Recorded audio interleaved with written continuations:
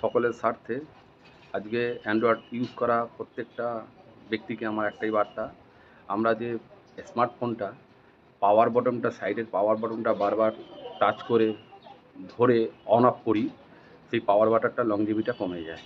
তা আজকে power button না টিপে স্ক্রিন অন অফের সিস্টেমটা যদি আমরা করে থাকি, তাহলে আমাদের পাওয়ার বাটনটার লংজিভিটি অনেকটা বেড়ে যাবে।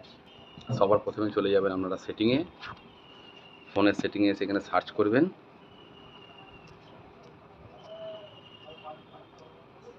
Double tap to work or turn off screen. এই যে এই লেখাটা টাচ করবেন। এটা অফ থাকলে এটাকে অন করে দেবেন। এটা অফ থাকলে এটাকে অন করার সুবিধে, আপনি যতবার স্ক্রিনটাকে ডবল ট্যাপ করবেন অফ হবে, ডবল ট্যাপ করবেন অন হবে।